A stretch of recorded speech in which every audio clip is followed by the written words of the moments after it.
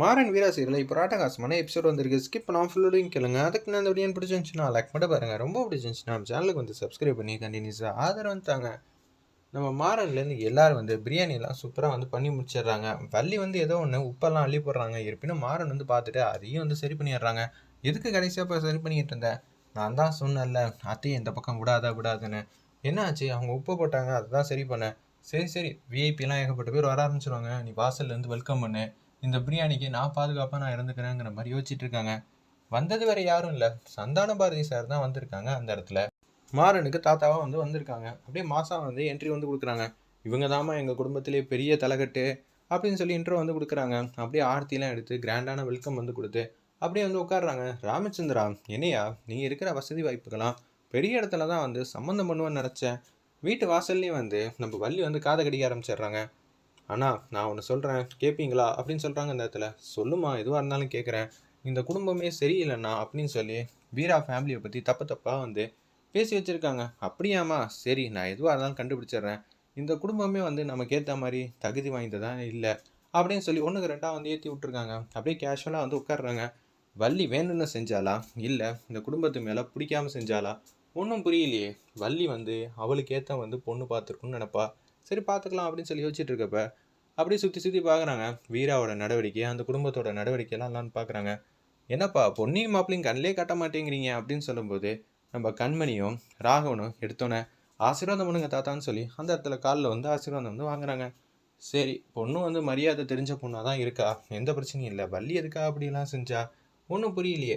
அண்ணா இவங்க வந்து சூப்பராக வந்து நடிப்பாங்க, அந்த நடிப்பை பார்த்து ஏமாந்துடாதீங்க அப்படின்னு சொல்கிறாங்க. அந்த இடத்துல நம்ம வள்ளி, சரிம்மா நான் பார்த்துக்கிறேன், சாப்பாடுலாம் ரெடி ஆகிடுச்சான்னு சுற்றி இருக்கவங்க கேட்குறாங்க. சூப்பரான சாப்பாடுலாம் ரெடியாக இருக்கணுண்ணே அப்படியே சாப்பாடு வந்து போடுறாங்க. சாப்பிட்டு பார்த்தோன்னு வந்து பார்க்குறாங்க. அந்த இடத்துல பிரியாணி ரொம்ப அருமையாக அட்டகாசமாக இருக்குது. அப்படிங்களா, இன்னும் சேர்த்து சாப்பிடுங்கன்னு சொல்லி அந்த இடத்துல வந்து சொல்கிறாங்க. சொல்லி முடிச்சோன்னே வீரா எந்த காரியம் செஞ்சாலும் பர்ஃபெக்டாக தான் செய்வா. பிரியாணி நல்லா இருக்கா, எப்படி இருந்தாலும் கேவலமாக இருக்கும். பிரியாணியை வச்சு வந்து இந்த குடும்பத்தை வந்து எடை போட்டுருவாரு அப்படின்னு பார்த்தா என்னடா இது இப்படி ஆயிடுச்சு.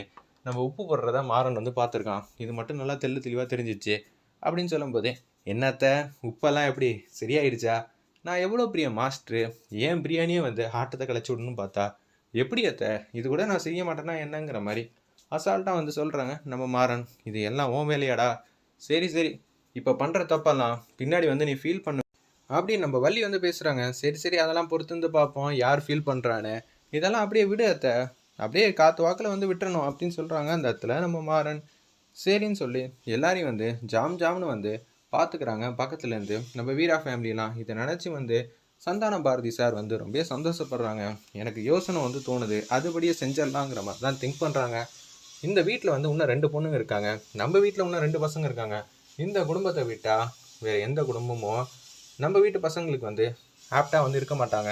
என்ன பண்ணலாம், வீராவோட குணம் வந்து நல்லாவே பிடிச்சி போச்சு. அந்த இடத்துல நம்ம சந்தான பாரதி சாருக்கு சரின்னு சொல்லி அவங்க கிளம்புற நேரம் பார்த்து, டேய் எப்படா இருக்க, நல்லா இருக்கியா அப்படின்னு சொல்கிறாங்க. அந்த இடத்துல அப்போன்னு பார்த்தா அவங்க கால் வந்து காருக்குள்ளே போக மாட்டேங்குது, மாட்டிக்கிச்சு போல இருக்கு.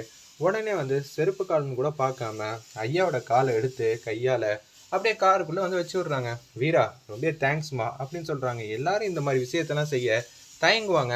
ஆனால் நீ எனக்கா வந்து இவ்வளோ பெரிய உதவி செஞ்சுருக்கேன்னு நினச்சா சந்தோஷமாக இருக்குது. இதில் என்னையா இருக்குது, உங்களை மாதிரி பெரியவங்களோட ஆசீர்வாதம் இருந்தால் நான் நல்லா இருக்க மாட்டேனா அப்படி தான் நினச்சி தான் நான் செஞ்சிகிட்டு இருக்கேன். என் அப்பாவுக்கு ஏதாவது ஒரு கஷ்டம்னா நான் செய்ய மாட்டேனாப்பா அப்படின்னு சொல்லி அன்பா பாசமாக வந்து பேசுகிறாங்க. அந்த இடத்துல சரிம்மா, உன்னை நினச்சா எனக்கு ரொம்ப பெருமையாக இருக்குது, ஏன் ராமச்சந்திரா இங்கே வாயா அப்படின்னு சொல்கிறாங்க. அந்த இடத்துல அண்ணன் ஏதோ ஒன்று சொல்ல போகிறாங்க, அதனால தான் தனியாக கூப்பிட்டுருக்காங்க. உன் வீட்டில் இன்னும் 2 பசங்க இருக்காங்க, அந்த 2 பசங்களை யாருக்காவது ஒருத்தருக்கு வீரா வந்து கல்யாணம் பண்ணி வச்சிரு, இதான் என்னோட முடிவு, சரியா?